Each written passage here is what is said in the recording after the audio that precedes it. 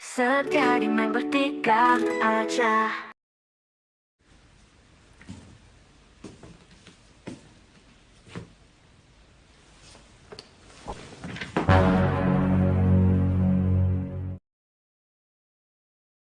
Film dibuka dengan sebuah adegan, di mana kita akan diperlihatkan seorang bocah yang sedang berjalan sendirian. Anak itu bernama Suhei. Lalu secara bersamaan tidak sengaja ia bertemu dengan seorang wanita yang menaiki sepeda menghampiri Suhei. Wanita tersebut adalah Akiko, ibu dari Suhei. Rupanya pada hari itu Suhei tidak bersekolah. Dia memilih bolos karena luka di kakinya. Pada perjumpaan itu, sifat aneh ibunya sudah terlihat, di mana dia melihat kaki Suhei yang terluka, dan kemudian menjilat luka itu. Bukannya menyuruh kembali ke sekolah, Akiko malah mengajak Suhei berenang. Oide. Pada suatu ketika, Akiko berkunjung ke rumah orang tuanya untuk meminjam sejumlah uang. Saat tidak diberikan karena sudah berkali-kali meminjam dan tidak pernah mengembalikan, Akiko malah menggunakan Suhei sebagai alasan. Sayangnya trik itu tidak berhasil. Kemudian adegan berpindah di suatu tempat, di mana terlihat Suhei bersama dengan Akiko yang sedang berada di lokasi perjudian.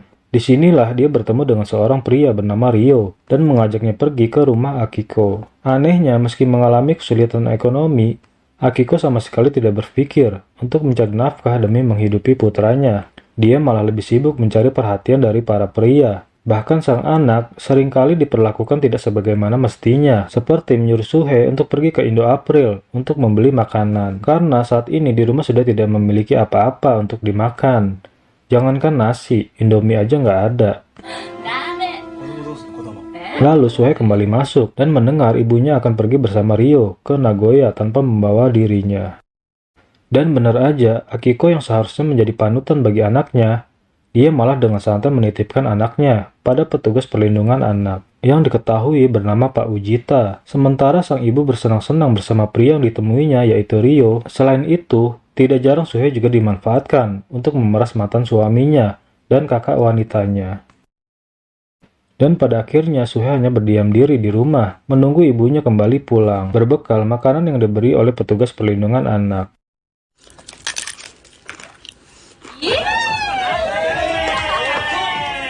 6 hari kemudian, setelah Suhei hidup sendiri, akhirnya Akiko dan Ryo pun kembali. Anehnya, meski sering mendapatkan perlakuan kasar dan terkesan seperti anak tidak terawat, Suhei begitu menyayangi ibunya, seolah sang ibu adalah segalanya bagi bocah tersebut.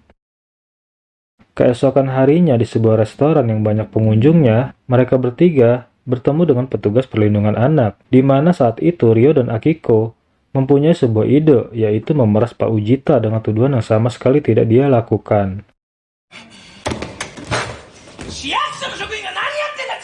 Lalu adegan berpindah di kediaman Pak Ujita, di mana Ryo meminta uang kompensasi akibat perbuatannya terhadap Suhei. Dan di saat Pak Ujita akan mengambil uang, dia melihat kalau Suhei diperlakukan dengan tidak baik oleh Ryo, di mana saat itu Suhei tidak terima kalau Ryo menjadi ayahnya. Akibatnya Ryo pun marah ketika tahu Ujita bukannya mengambil uang malah memperhatikan mereka. Dan tiba-tiba aja kejadian yang tak terduga pun terjadi.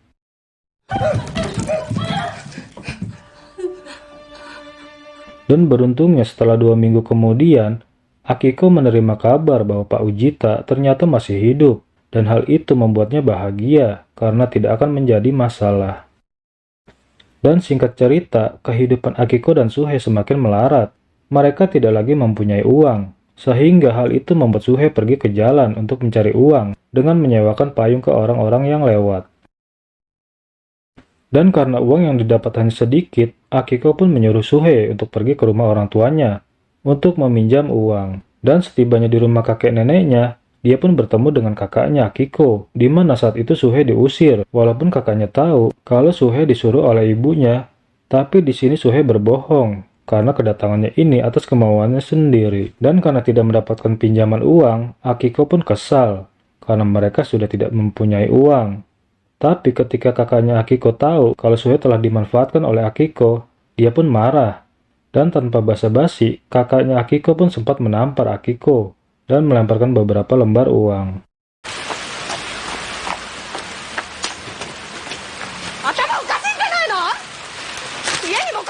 Singkat cerita, Akiko merasa bahwa dirinya hamil dan memberitahu kepada pria yang telah menidurinya, yaitu Ryo. Tapi Ryo pun menyuruh Akiko untuk menggugurkannya. Namun Akiko menolaknya dan baku hantam pun terjadi. Mendengar keributan itu, Suhe pun datang untuk membantu ibunya, di mana saat itu dia mencoba melawan pria yang telah melukai ibunya. Tapi dengan tubuhnya yang sekecil itu, malah Suhe tidak dapat berbuat banyak. Malah dia terkena pukulan dari pria tersebut hingga mulutnya berdarah. Tapi Suhe tidak menyerah dan terus melindungi ibunya, hingga pria tersebut pergi meninggalkan mereka berdua.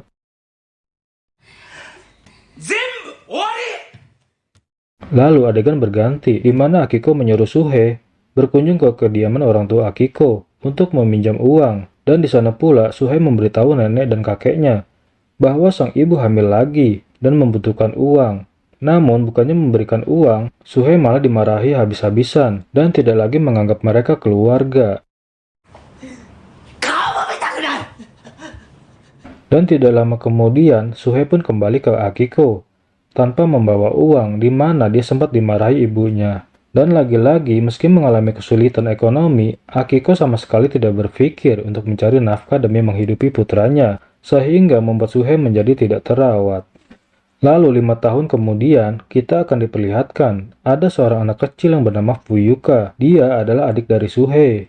Dan Suhe sendiri saat ini sudah dewasa, di mana saat ini mereka hidup bergelandang di bawah jembatan jalan. Dengan keadaan seperti ini, tiba-tiba aja mereka kedatangan oleh beberapa orang dari Dinas Perlindungan Anak, dan mereka pun membawanya. Di sini mereka sedikit beruntung, karena mereka sempat diperiksa kesehatannya, dan bahkan diberi tempat tinggal. Dan gak sampai di situ, Suhe pun mendapatkan pendidikan dengan layak. Lalu singkat cerita, gak ada angin, gak ada hujan, tiba-tiba aja Suhe yang sedang bersama adiknya dikejutkan dengan kedatangan seseorang, di mana orang tersebut adalah Ryo. Setelah 5 tahun menghilang, ia muncul kembali tanpa ada perasaan bersalah. Dan karena tidak nyaman atas kehadirannya, Suhe pun mengajak adiknya untuk pergi.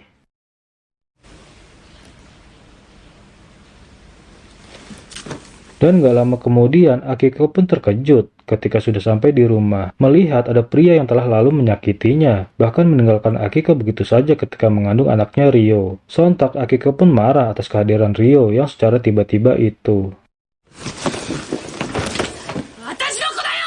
Si anjing bukannya mikir, Ryo malah joget-joget gak jelas ketika Akiko memarahinya sambil menangis.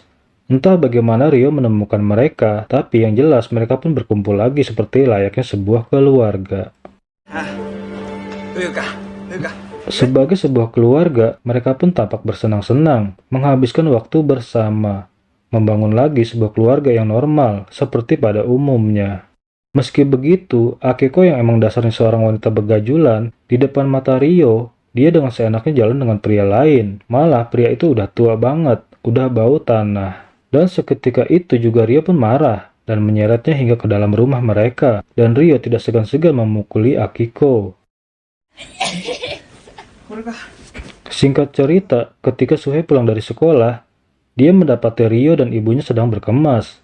Mereka terlihat sangat panik dan terburu-buru. Hal itu membuat Suhe kebingungan, karena saat ini mereka harus segera pergi dan meninggalkan tempat ini, di mana Ryo sedang dikejar-kejar oleh debt collector. Lalu tibalah mereka di suatu tempat, di mana Ryo bilang akan pergi meninggalkan mereka semua.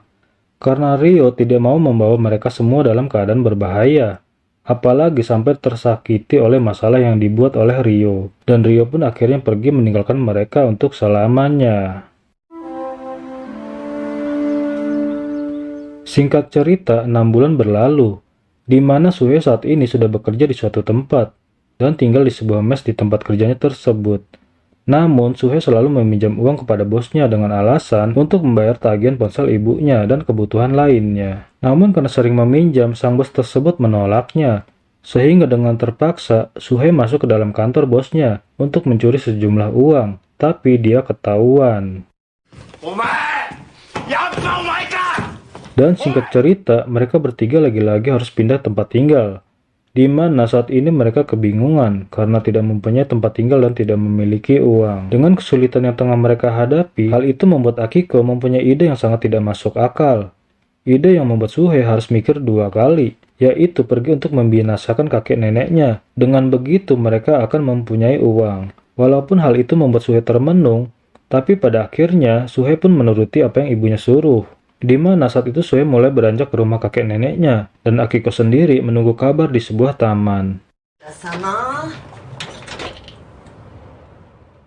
Dan sesampainya di sana, Suhe pun bertemu dengan kakek neneknya. Tanpa ada rasa firasat apapun, kakek neneknya itu pun menerima Suhe dengan baik. Walaupun saat itu ada pergolakan dalam diri Suhe, tapi atas perintah ibunya, dengan berat hati Suhe pun melakukan sesuatu yang sangat tidak manusiawi, yaitu membinasakan kakek neneknya.